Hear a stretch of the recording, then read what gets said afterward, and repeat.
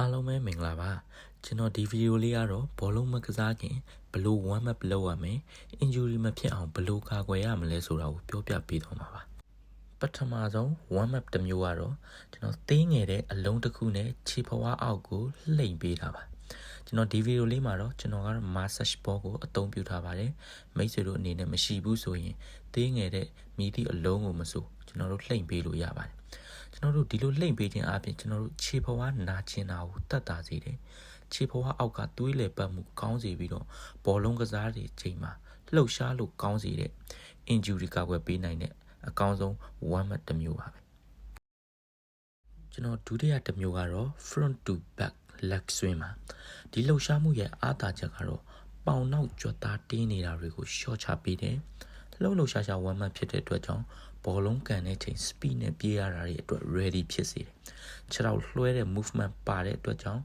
kick power ကောင်းစေတယ်ကျွန်တော် warm up တစ်မျိုးလည်းဖြစ်ပါတယ်နောက်တစ်မျိုးကတော့ side to side leg swing ပါ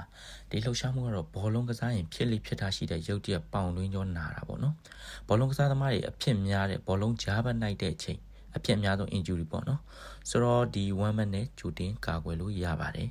ကျွန်တော်နောက်တစ်မျိုးကတော့ဘောလုံးကစားသမားတွေအတွက်တိတ်မစိမ့်တဲ့ movement တစ်မျိုးပေါ့နော် hip external rotation လို့ခေါ်ပါတယ်ကျွန်တော်ဒီ movement ရဲ့အားသာချက်ကတော့ပေါင်တွင်းကြောတင်းနေတာတွေကိုအကောင်းဆုံးပြေလျော့စေတယ် hip mobility ကျွန်တော်တင်ပါလှုပ်ရှားလို့ကောင်းအောင်ပြုလုပ်ပေးတဲ့အကောင်းဆုံး warm up တစ်မျိုးပေါ့နော်ကျွန်တော်နောက်ဆုံးတစ်မျိုးကတော့ဘောလုံးကစားသမားတွေမဖြစ်မနေလှုပ်တင်တဲ့ warm up ပေါ့နော်ဒါကတော့ခြေချဲဝတ်အန်ဂယ်လှုပ်ရှားလို့ကောင်းအောင်မဖြစ်မနေလှုပ်တင်တဲ့ warm up တစ်မျိုးပေါ့